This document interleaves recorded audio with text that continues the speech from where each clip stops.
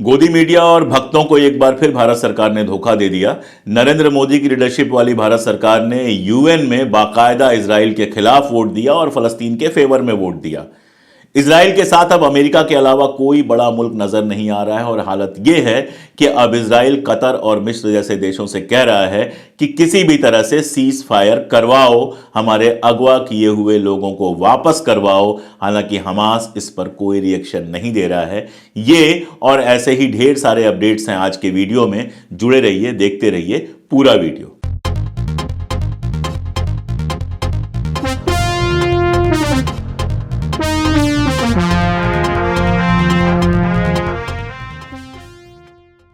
नमस्कार।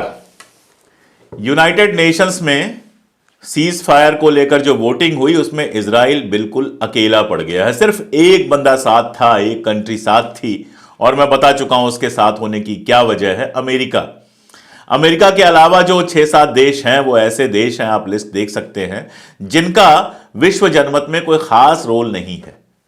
सारी की सारी बाकी कंट्री, चाहे वो ब्रिटेन हो, चाहे वो फ्रांस हो और यहां तक कि जो जर्मनी जैसे देश भी हैं, वो सारे के सारे देश या तो सीज फायर के समर्थन में रहे या एब्सटेन कर गए, बाहर चले गए। उन्होंने इजराइल को इस बात पर समर्थन नहीं दिया कि वहां सीज फायर नहीं होना चाहिए। यानी अगर एक लाइन में कहें तो मतलब यह है कि पूरी दुनिया अब इजराइल के ऊपर दबाव बना रही है कि आपको सीज फायर कर लेना चाहिए। इसके पहले भी मैंने बताया था कि सिक्योरिटी काउंसिल में भी इस बार इजराइल को कोई खास समर्थन नहीं मिला। वो तो अमेरिका के पास वीटो पावर है, इसलिए सिक्योरिटी काउंसिल में प्रस्ताव गिर गया, वरना सिक्योरिटी काउंसिल में ही सीज फायर का प्रस्ताव पास हो गया होता और अगर वो पास होता तो बाइंडिंग होती, इजराइल के लिए बहुत मुश्किलात आ जाती। लेकिन बड़ी खबर यह है कि हिंदुस्तान ने, भारत ने अपना जो स्टैंड है वो पिछली बार जैसा ही रखा नहीं, पिछली बार से भी बदल दिया। पिछली बार वो एब्सटेन कर गया था, इस बार उसने बाकायदा सीज फायर के समर्थन में वोटिंग की। यानी भारत उन देशों में शामिल था जिन्होंने इजराइल से कहा कि जंग बंद करो। यह हम हिंदुस्तानियों के लिए बहुत खुशी की बात है, यह हम हिंदुस्तानियों के लिए बहुत संतोष की बात है, क्योंकि आप जानते हैं कि भक्त जिस तरह से सोशल मीडिया पर तमाशा मचाए हुए हैं, कट्टरपंथी जिस तरह से सोशल मीडिया पर तमाशा बचाए हुए हैं, सारी दुनिया में हमारी इमेज खराब हो रही है कि हम वहां पर फलस्तीन में जिस तरह की बच्चों की किलिंग हो रही है, शहरियों की किलिंग हो रही है, हम उसको समर्थन कर रहे हैं। जो लोग भी सुन रहे हैं, जो हिंदी समझ सकते हैं, दुनिया भर के लोग, उन सब से मैं कहना चाहता हूं कि आज हिंदुस्तान ने न केवल सीज फायर के समर्थन में वोट किया है, बल्कि हिंदुस्तान की तमाम इंसाफ पसंद जनता सीज फायर के पक्ष में है। वो इजराइल के साथ नहीं है, वो इजराइल को शैतान कहती है। ये बात मैं अपने चैनल पर जितने लोग भी सुन रहे हैं उनसे बहुत मुकम्मल अल्फाज में कहना चाहता हूं। तो एक हिंदुस्तानी की तरह मैं बेहद खुश हूं कि हमारी सरकार ने कम से कम यूएन में सीज फायर के समर्थन में वोट दिया। और इजराइल और अमेरिका में भी सब अच्छा अच्छा नहीं चल रहा है। कल वोटिंग से पहले ही 2 अलग अलग बयान आए जिनसे लगता है कि अब अमेरिका के लिए भी, बूढ़े बिडेन के लिए भी बहुत मुश्किल हो रहा है इजराइल के साथ खड़े हो पाना। बिडेन ने अपने एक बयान में कहा कि बीबी जो है, बीबी नेतन्याहू, वो टफ स्पॉट पे आ गए हैं, मुश्किल स्पॉट पे आ गए हैं और उनसे हमारी ढेरों असहमतियां हैं। जिस लेवल पे बॉम्बिंग चल रही है, जिस लेवल पे शहरियों की हत्या हो रही है, उसको लेके अमेरिका के अंदर जो प्रेशर बना है, जो लगातार जुलूस निकल रहे हैं, सीनेट के अंदर तमाम सारी बातें आई हैं, उसका प्रेशर अब साफ साफ दिखने लगा है। और सिर्फ जो बिडेन ने ये नहीं कहा, मैं ये बात इसलिए पुख्ता तरीके से कह पा रहा हूं कि नेतन्याहू का भी एक बयान आया है और ये कहीं और नहीं, हरीज में छपा है, जो इजराइल की वेबसाइट है, इजराइल का अखबार है। बीबी नेतन्याहू का भी यह बयान आया है कि जंग को लेकर अमेरिका से हमारे डिफरेंसेस हैं, डिफरेंस ऑफ ओपिनियंस हैं, मतभेद हैं हमारे। यानी नेतन्याहू भी यह बात कह रहा है कि अमेरिका हमारे साथ तो है लेकिन हमारी सारी बातें नहीं सुन रहा। और बूढ़ा बिडेन भी कह रहा है कि हम हर चीज से जो इजराइल कर रहा है इत्तेफाक नहीं रखते। तो इजराइल और अमेरिका के बीच जो इस ना इत्तेफाकी की खबर आई है वो ये बताती है कि पूरी दुनिया में जिस तरह का प्रेशर पड़ रहा है, जिस तरह से इजराइल की बदनामी हो रही है और इजराइल के साथ साथ अमेरिका की भी बदनामी हो रही है। पूरी दुनिया यह कह रही है कि अमेरिका के दिए हुए हथियारों से ही इजरायली शहरियों को हलाक कर रहा है, मकानों को जमींदोज कर रहा है। आप इस तस्वीर को देखिए, मकानों की क्या हालत कर दी गई है। ऐसा लग रहा है कि मतलब बिल्कुल निशाना साध के गोलियां चलाई गई हैं मकानों के ऊपर। कितने मकान गिरे हुए आप देख चुके हैं, वो सारा कुछ सोशल मीडिया पे है, अलग से बताने की जरूरत नहीं है। और वो जब सारी दुनिया में गया है तो दुनिया मजम्मत कर रही है इस बात के लिए अमेरिका की कि तुम्हारे दिए हुए हथियारों से इजराइल ये सारा कुछ कर रहा है। रहा सवाल जंग का, तो जंग में भी सारा कुछ बहुत अच्छा नहीं चल रहा। इजराइल ने जो ऑफिशियल स्टेटमेंट्स दिए हुए हैं, जो इजराइल के अपने बयानात आए हैं, उनसे पता चलता है 1683 इजरायली सैनिक इस जंग में मारे गए हैं। यानी 1500 से ज्यादा इजरायली सैनिक अभी तक मारे गए हैं। हमास के लोग भी मारे गए हैं, फलस्तीनी तो मारे ही जा रहे हैं। वेस्ट बैंक में भी बम गिरा के लोगों को मारा जा रहा है, ड्रोन छोड़ा जा रहा है, लेकिन इजराइल में भी लगातार जो सैनिक हैं वो मारे जा रहे हैं। और यह खबर इजराइल के अंदर प्रेशर क्रिएट कर रही है। इजराइल की जनता अब कह रही है कि ना तो तुम हमारे सारे जो बंधक थे उनको छुड़ा पाए और ना ही कोई मुकम्मल जीत हासिल करने की तरफ बढ़ रहे हो, तो यह सारा का सारा तमाशा क्यों हो रहा है। असल में जब तानाशाह जंग में जाते हैं तो अपनी जनता को यह दिखाते हैं कि हम तो जीत के ही आएंगे, हमारे पास इतनी ताकत है कि दुश्मन को हम कुछ दिनों में खत्म कर देंगे। आप सोचिए 2 महीने से ज्यादा वक्त हो गया। आप यह सोचिए कि तकरीबन 65 दिन हो गए वहां पर जंग चलते हुए, और अब इजराइल में यह बहस चल रही है कि क्या इजराइल इसको अपनी जीत की तरह दिखा पाएगा। हरीज में इस पर आर्टिकल छप रहे हैं, बाकी जगहों पर आर्टिकल छप रहे हैं कि ये जो हो रहा है, क्या वाकई इजराइल इस जंग को जीत रहा है। बच्चों को मार के, औरतों को मार के, अस्पतालों के हालात में आपको बताऊं कि वहां पर कुल 40 से ज्यादा अस्पताल थे, जिनमें से 11 बमुश्किल काम कर पा रहे हैं, उन पर भी लगातार खतरा बना हुआ है। तो इतना सारा कुछ करके इजराइल क्या कोई मुकम्मल जीत हासिल कर पा रहा है? क्या उसके पास ऐसी तस्वीरें हैं जिससे वो अपनी मुकम्मल जीत वहां पर दिखा सके? इसके पहले जब भी जंग हुई, अरब इजराइल वार और बाकी सारा कुछ, उसमें तो उसने इलाके कब्जे किए और उसको बाकायदा अपनी जनता के सामने जीत की तरह परोसा। लेकिन बीबी नेतन्याहू के पास ऐसी कोई तस्वीरें नहीं हैं जो अपनी जनता को मुकम्मल जीत की तरह दिखा सके। उसके पास तस्वीरें हैं तो क्या, उसके पास तस्वीरें हैं अस्पतालों की तबाही की, घरों की तबाही की, यूनिवर्सिटी की तबाही की, सुप्रीम कोर्ट की तबाही की, बच्चों के मारे जाने की। ये तस्वीरें हैं उसके पास, लेकिन ऐसी कोई तस्वीर नहीं है जिसमें वो दिखा सके कि हमास को उसने मुकम्मल तौर पर हरा दिया है। दरअसल सीज फायर की जब बात चली तो यूएन में जो एम्बेसडर है इजराइल का, उसने एक फोन नंबर डिस्प्ले किया और वो फोन नंबर दिखा के कहा कि अगर सीज फायर करना है तो यह हमास के लीडर का फोन नंबर है, उसको फोन करो, सीज फायर करे। एक तरफ तो यह बताने की बात थी कि हमास इन सारी चीजों के लिए जिम्मेदार है, वो सीज फायर नहीं कर रहा है।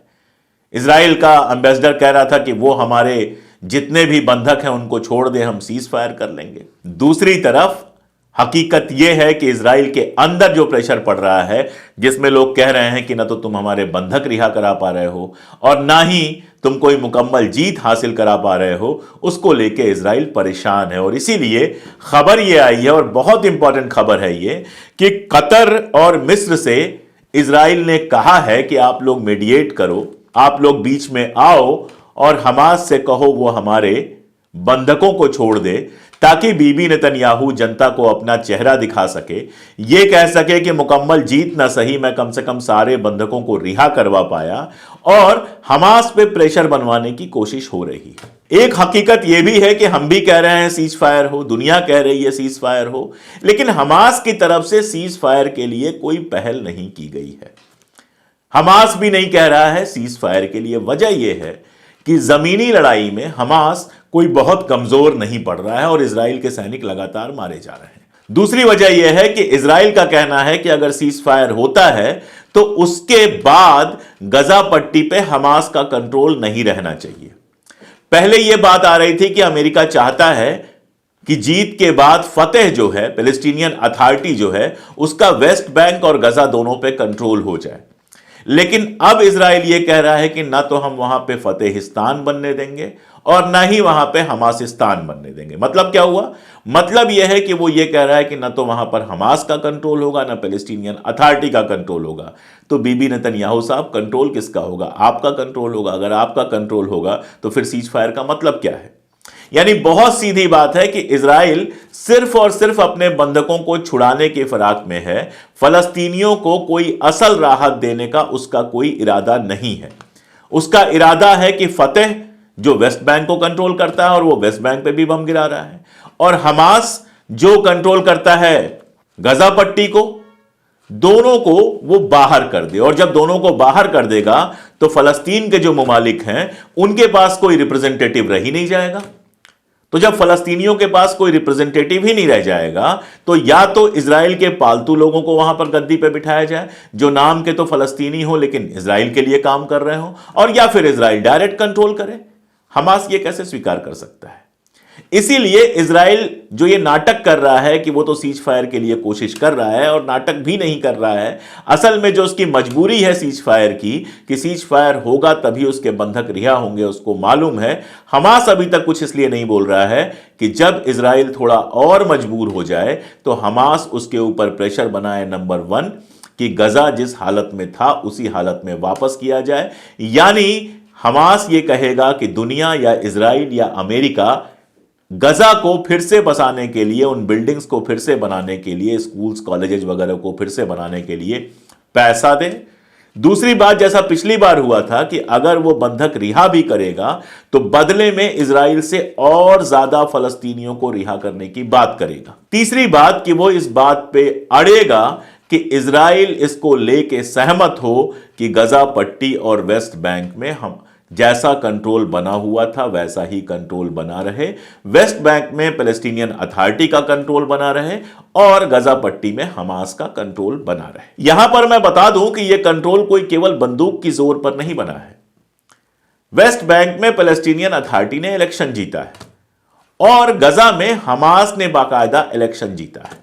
हालांकि ये दो हिस्से हैं तो फलस्तीन के, लेकिन इन दो हिस्सों को जानबूझकर इजराइल ने अलग रखा हुआ है। अगर वेस्ट बैंक का कोई आदमी आना चाहता है गजा पट्टी में तो उसको बाकायदा इजराइल से परमिशन लेनी पड़ती है, सैकड़ों चेकपोस्ट से गुजरना पड़ता है और लगभग नामुमकिन है वेस्ट बैंक से किसी का गजा पट्टी में आ पाना और ऐसे ही गजा पट्टी से वेस्ट बैंक में जा पाना। तो एक तो पूरे फलस्तीन को कब्जा कर लिया, सिर्फ दो छोटे छोटे हिस्से छोड़े और उनके बीच में भी कोई पैसेज नहीं है कि वो एक हो सके। तो ऐसे में दोनों पे जो अलग अलग कंट्रोल हैं वो वहां के लोगों ने इलेक्शन में बाकायदा डिसीजन लिया है। यानी हमास वहां इलेक्शन में जीता हुआ संगठन है, अच्छा हो बुरा हो जैसा भी हो। ऐसे तो दुनिया के बहुत सारी दुनिया की गवर्नमेंट्स हैं जो अच्छी हैं या बुरी हैं, लेकिन हमास बाकायदा वहां इलेक्शन में जीता हुआ है। ये बात लोगों को जाननी चाहिए। और इस तरह से जो सेना इजराइल से लड़ाई कर रही है बेसिकली वो हमास की सेना है। वहां जो राज्य करता है, जो जीता हुआ है, जो वहां का शासक है, जो वहां का खुद मुख्तार शासक है, उसकी सेना है जो लड़ रही है। इसीलिए आपने देखा पिछले दिनों यह बहस चल रही थी कि हिंदुस्तान ने आज तक हमास को आतंकवादी क्यों नहीं कहा। कैसे कहेगा? अमेरिका और कुछ यूरोपियन मुल्कों के अलावा पूरी दुनिया हमास को आतंकवादी नहीं कहती है, क्योंकि जैसे हिंदुस्तान की चुनी हुई सरकार है और उसकी सेना है, वैसे ही हमास जो पार्टी है वो वहां की चुनी हुई सरकार है और उसकी सेना ये लड़ाई लड़ रही है। तो इजराइल भले उसको आतंकवादी कहे, लेकिन बाकी मुमालिक जो हैं, बाकी दुनिया के जो लोग हैं वो उसको आतंकवादी नहीं कहते हैं, क्योंकि मैं फिर दोहरा दूं कि वो वहां इलेक्टेड गवर्नमेंट है और जो सेना लड़ रही है वो इलेक्टेड गवर्नमेंट की सेना लड़ रही है।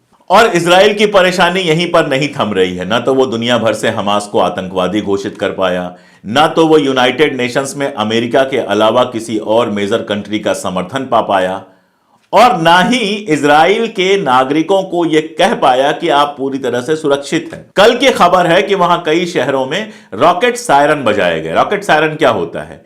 सायरन बजाए गए कि रॉकेट का हमला हो सकता है, और छोटे मोटे हमले हमास की तरफ से लगातार रॉकेट के हो रहे हैं। तो इजराइल का नागरिक डरा हुआ है। एक तरफ तो उसके लोग जो सैनिक हैं वो मारे जा रहे हैं, मैंने आपको बताया कि 1,500 से ज्यादा सैनिक मारे गए। दूसरी तरफ जो बंधक हैं उनकी रिहाई की कोई सूरत नजर नहीं आ रही। पहले बैचेज में जो रिहाइयां हुई हैं उसमें मैक्सिमम लोग तो वो हैं जो दूसरे मुल्कों के थे, अमेरिका के या बाकी देशों के। अब जो बचे हुए हैं वो सारे के सारे इजरायली हैं और वो लगातार रिहा नहीं हो रहे हैं। तो एक डर इजरायलियों के मन में यह है कि जंग अगर जारी रही, समझौता नहीं हुआ, तो ऐसा ना हो कि हमास उनको हलाक कर दे, मार डाले। दूसरा डर यह है कि हमारे सैनिक लगातार मारे जा रहे हैं। तीसरा डर यह है कि ये जो रॉकेट सायरन बज रहे हैं वो ये बता रहे हैं कि रॉकेट हमले कभी भी हो सकते हैं। इस बात को इजराइल भी जानता है। इसके साथ साथ हूजी ने क्या किया कि अपना रास्ता रोक दिया। यमन का जो हूजी है उसने अपना रास्ता रोक दिया। उसने यह कहा कि अगर रेड सी की तरफ से कोई भी जहाज जाता है, चाहे वो किसी भी मुल्क का जहाज हो, लेकिन अगर वो इजराइल जा रहा है या इजराइल से वो निकला है, हाइफा से निकला है, तो उस पर हमला करने का हक हमें है, ये यमन ने कहा। पहले भी वो, आप जानते हैं, 1 या 2 जहाजों को अगवा कर चुका है। अब इसका परिणाम यह हुआ है कि पूरा अफ्रीका घूम के अगर इजराइल के जहाज जाएंगे तभी वो सिक्योर रहेंगे। अब अगर पूरा अफ्रीका घूम के इजराइल के जहाज जाते हैं तो कई मिलियन डॉलर्स के खर्चे और बढ़ जाएंगे। तो जो इजराइल का व्यापारी वर्ग है, जो तिजारत करता है, जो व्यापार करता है, उसका डर यह है कि उसका कास्ट बहुत बढ़ जाएगा। तो जहां मुनाफा था वहां घाटे की स्थिति हो जाएगी। उधर हिजबुल्लाह भी लगातार हमला कर रहा है।